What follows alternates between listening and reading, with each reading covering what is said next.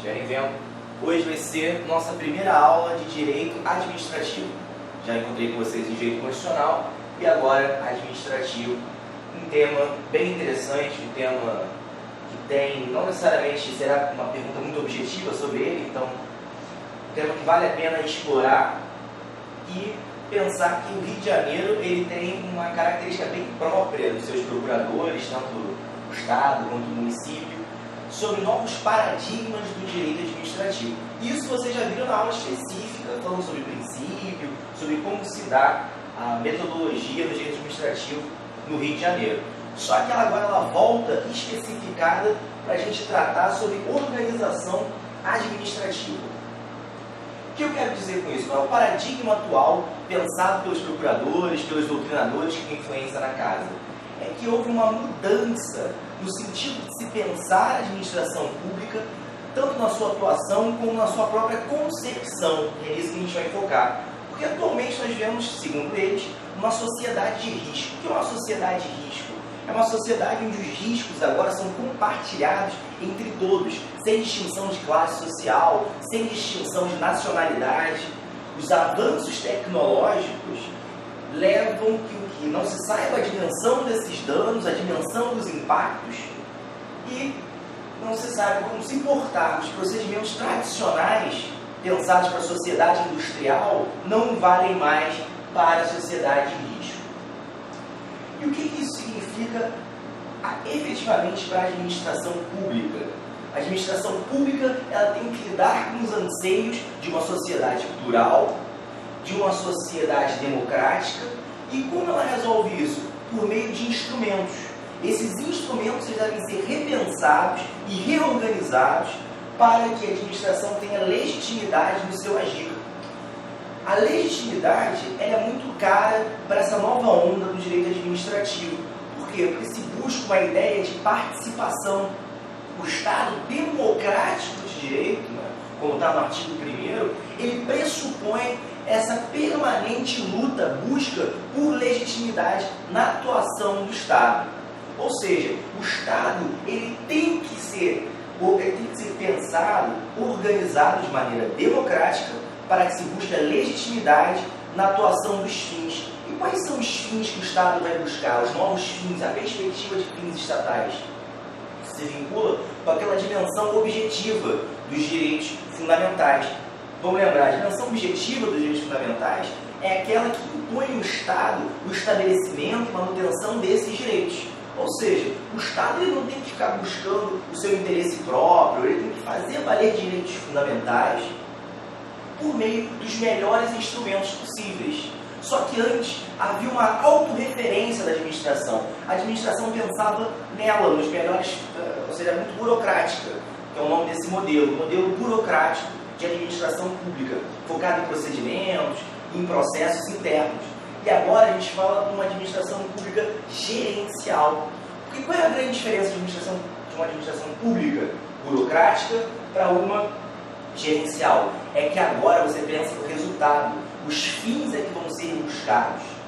Ou seja, o Diogo de Figueiredo, que era um nome muito importante, pese ter morrido e ainda continua exercendo muita influência, sempre falava que um novo paradigma se dá na busca efetiva dos resultados.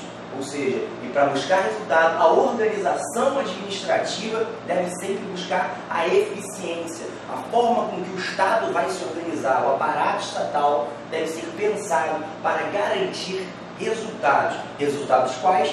Aqueles decorrentes das obrigações vistas dos direitos fundamentais, da dimensão objetiva. Ou seja, aqui eu basicamente falo isso, né? Um aparato instrumental para que sejam promovidos esses fins, uma reformulação e criação de novos instrumentos, a necessidade de diálogo. Diálogo é aquela perspectiva de legitimidade, uma administração consensual. Busca-se não mais aquele ato de império do Estado que decide tudo de forma unilateral. Aqui nós temos o consenso, que o particular também participe, que haja interesse do particular. Aqui essa mudança de paradigma se dá nos anos 90, principalmente aqui no Brasil, houve a Emenda Constitucional 19 de 1998, que é a Emenda Constitucional da Reforma do Estado, que vem propor essa administração gerencial. Isso aqui é importante. essa redefinição do papel do Estado, não é voltar para as bases de um Estado liberal, de um Estado que se abstém, mas é que a atuação agora do Estado é por meio de um Estado regulador, de um Estado que produz, além da regulação, fomento também. Ou seja, incentivar o particular, regular as atividades primordiais e deixar que a atuação do Estado se dê quando estritamente necessário. Ou seja, esses são os paradigmas que devem ser pensados à organização administrativa. E o que é organização administrativa em si? Para falar em organização administrativa, a gente tem que fazer primeiro uma volta para a federação. A federação, se a gente já tiver, é constitucional, mas independente da definição de federação que vocês tenham visto, qualquer conceito de federação vai dizer que são unidades autônomas que compartilham competências. Competências político-administrativas, competências legislativas. Ou seja, o foco está nessa autonomia. E a autonomia é pedra de toque da organização administrativa. Por quê? A própria divisão ela vai se dar de forma vertical e de forma horizontal. O que é uma divisão vertical da organização administrativa? Se dá em relação aos entes políticos, as pessoas políticas, que é a União, Estado, Distrito Federal e os municípios. Essa divisão é feita por quê? Para conceder personalidade, porque a autonomia só existe com personalidade jurídica. Porque o que é a personalidade jurídica? É essa capacidade de você titular direitos e deveres. Ou seja, para se falar em organização, é porque estamos falando de uma unidade autônoma. Se é autônomo, é porque tem personalidade. Se tem personalidade, consegue desenvolver a melhor forma de prestar os seus serviços. Essa divisão vertical, ela se dá na perspectiva da preponderância do interesse. Lembra que esse também era o critério para falar da distribuição de competência? Também vai influenciar na definição da organização administrativa. Porque se a Constituição lá diz qual é a matéria para que Estado, quais as competências, se compete a um ente só, se compete a mais de um ente, isso se dá porque o Estado, já que ele está buscando fim, ele tem que se organizar da melhor maneira para buscar esses fins. Ou seja, a divisão constitucional de matéria influi na organização administrativa. E lembra daquela característica de autonomia? Tem aquela que é auto-administração ou auto-organização. Essa se dá exatamente na capacidade do Estado dizer qual é a melhor forma dele prestar esses serviços, essas atividades. Agora, qual é a relação disso com a simetria? Ou seja, é autonomia, mas não é soberania, porque a soberania é o poder sem qualquer limite. A autonomia existe uma limitação. A limitação constitucionalmente traçada, já que a Constituição que vai dizer quais as competências são compartilhadas, é aqui também que se vai dar como é a administração pública. E a administração pública ela tem que ser voltada para um modelo onde ela é chefiada pelo chefe do executivo. Aqui a gente consegue fazer uma ponte também com presidencialismo e parlamentarismo. Vamos supor, uma emenda constitucional aqui no Rio que mudasse um modelo de organização dando mais prevalência para o poder legislativo na definição de secretarias, isso seria, por exemplo, inconstitucional, porque a iniciativa para propor a organização administrativa é do chefe do poder executivo. Assim, regra para a administração, os outros poderes também se organizam. Estamos falando para a administração pública do poder executivo, né? A função preponderante do poder executivo. Ou seja, existe essa simetria. O chefe do executivo é quem dá a cara ou propõe, claro, tem que ter o referendo, criação de órgão e de unidade de pessoas administrativas, se dá por lei, né? Ou autorização em lei ou criação mediante lei, isso a gente vai ver. Tem que ficar claro que isso é divisão horizontal, a gente vai ver ela se dar no mesmo ente político, ou seja, o ente político criado por uma divisão vertical, ele mesmo vai se dividir na sua organização horizontal. Você vê como é que é a autarquia, a fundação, quais são as secretarias, e tudo isso chefiado pelo chefe do Poder Executivo, auxiliado pelos seus ministros, no caso do Estado, por seus secretários. Esse tipo de organização é simétrica à da União, ou seja, qualquer lei sobre isso, em âmbito estadual, que altere essa fundamentalidade, acaba. Porque a definição de presidencialismo, a mais sutil, isso vocês vão ver depois também, é a divisão mais clara entre as funções. Enquanto no parlamentarismo existe uma relação simbiótica entre executivo e legislativo. É um exemplo bem claro, agora está na moda, o Reino Unido elegeu um novo primeiro-ministro e o partido de oposição tem um gabinete secreto, um gabinete das sombras, o Shadow Cabinet, que vai tratar de fazer oposição fiscalizando cada ato de cada secretário. Se existe um secretário do primeiro-ministro e existe um secretário da oposição também, que vai ficar fiscalizando efetivamente e debatendo ali. Ou seja, é uma relação bem mais próxima. Claro, os princípios, espero que claro como a gente vai se orientar, nós vamos tratar agora sobre os princípios específicos dentro da organização administrativa. Aqui é uma classificação que eu estou usando do Aragão. Né? O Aragão vai falar que o principal se dá na hierarquia. Quando a gente fala em organização administrativa, estamos falando de uma relação hierárquica, chefiada pelo executivo, pelo chefe do executivo, como a gente falou. E essa hierarquia ela vai se dar em ordenação, né? Quais são as ordens que se dá, como deve se dar. Coordenação, você gerenciar atividades de estímulos, controle, correção, revisão, dirimir conflitos, delegar e avocar. Delegar e avocar é interessante, porque aqui na Lei do Rio diz que você não pode delegar competência exclusiva de um órgão.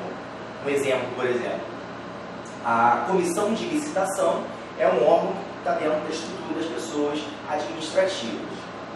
E ela, existe um chefe, né? Pensando numa autarquia, uma fundação autárquica, tipo a UERJ. A UERJ tem uma comissão de licitação e não pode o chefe da UERJ, o reitor da UERJ, ou avocar, né, no caso não poderia, ou que essa comissão de licitação delegasse para um outro órgão a sua função, porque seria um verdadeiro esvaziamento, né, uma inutilidade. Se você tem uma competência exclusivamente sua, determinada em lei da organização, é claro que ela não pode ser delegada sob pena de inutilidade da sua própria existência. Aqui é importante, porque, na verdade, eu queria falar sobre um outro ponto para falar um caso prático em relação a esse modelo federativo. Porque além do modelo federativo, depois eu voltar para a hierarquia ali, ficou faltando falar de uma coisa só, que é a separação de funções. Eu citei, mas é melhor a gente se aprofundar, porque existem casos agora do Tribunal de Contas, um caso prático, eu quando estava na Secretaria de Saúde residente, o Tribunal de Contas, uma conselheira, notificou o governador e o secretário de Saúde, dizendo o seguinte: o SAMU, o serviço de SAMU, aqui do município do Rio, é prestado pelo Estado do Rio por bombeiro. Aí ela implicou com essa prestação do Estado, um convênio com o município, mas isso não interessa agora, e implicou o seguinte: o SAMU, segundo ela, por ser do SUS, Sistema Único de Saúde, deveria ser prestado pela Secretaria de Saúde do Rio de Janeiro e não pela Secretaria de Defesa Civil. Olha, nosso argumento era para ela, em relação especificamente a esse ponto: quem diz qual é a melhor forma de buscar os fins, porque é o chefe da administração, é o chefe do Poder Executivo, que traçou as competências por meio de lei, que foi aprovado pela LERJ, e não pode o Tribunal de Contas, que deveria fiscalizar a efetividade, a eficiência lá dos gastos públicos, dizer que deve ser prestado por essa ou aquela pasta. Isso aqui é uma competência do chefe do Poder Executivo, que organiza a administração, porque é legitimado para isso. Esse foi um argumento. Caso caia, caso venha cair um caso prático em relação a alguma coisa dessa, frisar separação dos poderes. No caso dessa atividade de controle exercida pelo Tribunal de Contas, não quer dizer que possa entrar na organização princípios estruturantes da administração pública. Lembrei desse caso porque eu tenho membro da banca que é lá da saúde, que já estava nessa época. Chegou um contato, agora a gente vai voltar para a hierarquia. Então, essas são os exemplos ou aquilo que consubstancia a hierarquia? A hierarquia, ela se pressupõe na administração direta. Agora, a exceção está aqui. Na administração indireta, existe uma exceção à hierarquia. Por quê? Qual é a relação que se dá do executivo, ali no ente político, ou seja, vamos falar governador, em relação às suas autarquias, fundações autárquicas, administração indireta? Não é uma relação de hierarquia. Por que não é? Porque quando você cria novas pessoas administrativas, fundações, autarquias, estatais, você dá a elas autonomia. Uma autonomia mais relativizada. Né? Por quê? Porque o poder, haverá um poder de supervisão ou tutela. E esse poder ele vai se dar estritamente nos termos da lei. Isso a gente vai aprofundar. Quando a gente fala em hierarquia, ela é principalmente presente na relação da administração direta, ou seja, ela é escalonada, se pressupõe o exercício hierárquico, ou seja, a lei é que vai limitar as hipóteses onde não pode existir os poderes vinculados à hierarquia. Enquanto na relação de tutela, é a lei que vai dizer até onde vai a tutela. Ou seja, raciocínios completamente distintos. Hierarquia se pressupõe, ou seja, os poderes são inerentes, e o poder de tutela é que deve vir explicitado na lei. Outros princípios. Discricionariedade. Discricionariedade é, dentre as opções legítimas, constitucionalmente e legalmente possíveis, existe uma discricionariedade, ou seja, pode-se observar qual a melhor forma de se organizar a administração. Não é vinculada. Isso aqui, novamente, é mais um argumento que pode ser usado para falar contra a outra decisão do Tribunal de Contas, que eu contei o caso agora. Existem opções discricionárias para o administrador pensar, determinar a melhor forma de buscar os fins, a melhor forma de atingir os resultados esperados. E essa discricionariedade, ela tem um fundamento de legitimidade democrática pela eleição do chefe do Poder Executivo, bem como pela aprovação em sede de parlamento, ou seja, a LERJ aprovando a estrutura do Estado, proposta pelo chefe do Poder Executivo, dá uma nova legitimidade, ou seja, uma legitimidade de fronte. E aqui, especialidade, que é especialidade? A administração ela vai se ramificando de acordo com matérias específicas, porque você pressupõe que uma atividade mais especializada é melhor para atingir os resultados.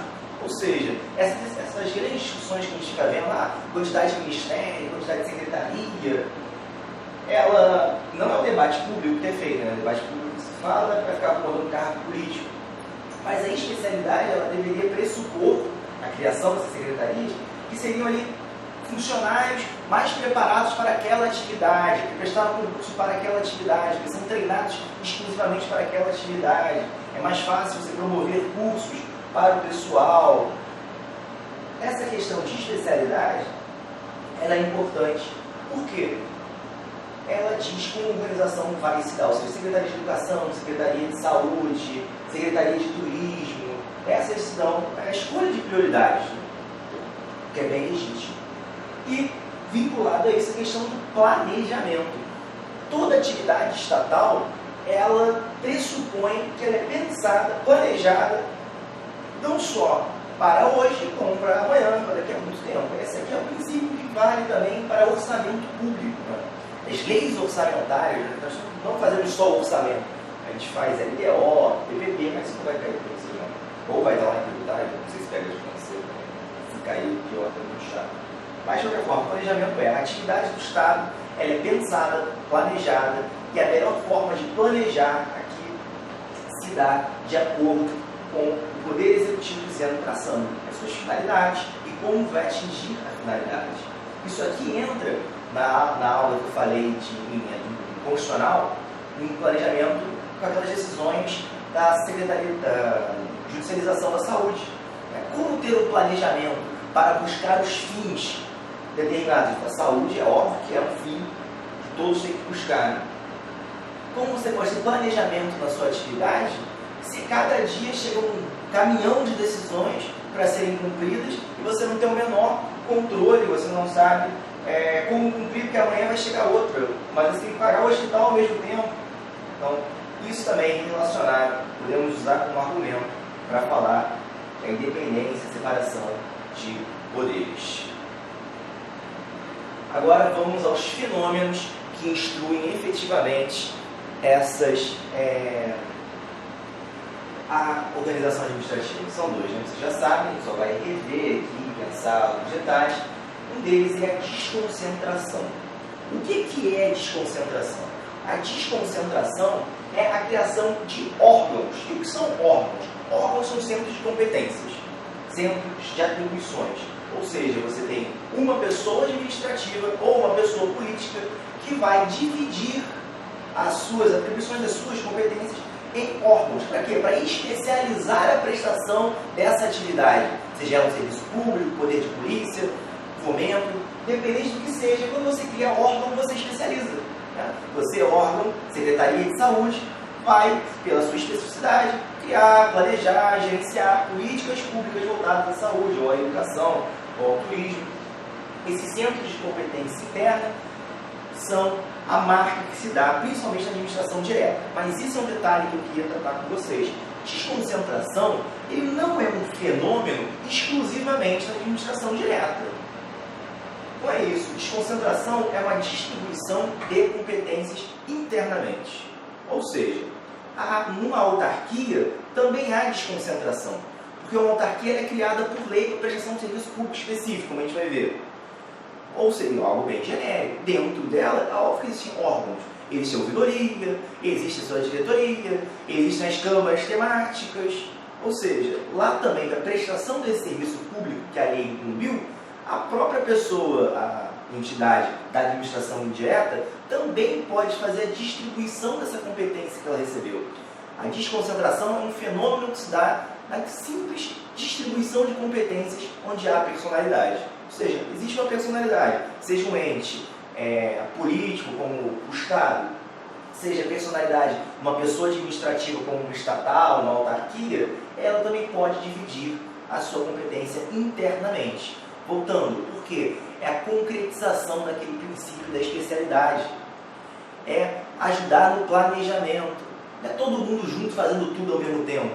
Ou seja, cada órgão é responsável para isso.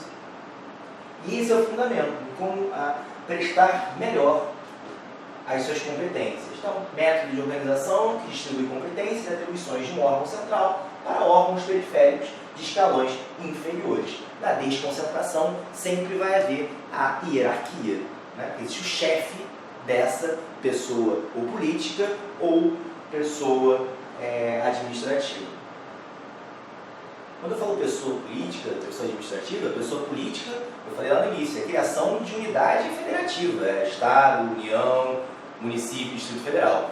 Pessoas administrativas são essas da administração indireta, né? Criar autarquia, fundações, estatais, para deixar claro, para não confundir. Aqui eu chamo a atenção.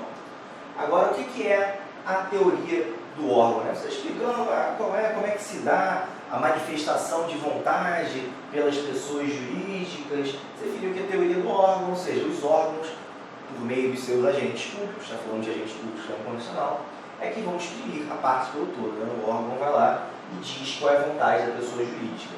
Isso é batido, não vai cair, não. Contrato de gestão. É possível na organização que o órgão celebre um contrato de gestão com uma secretaria específica para ganhar mais autonomia e mais recursos, mais independência para buscar as suas finalidades. Essa figura do contrato de gestão é criticada pelo nome.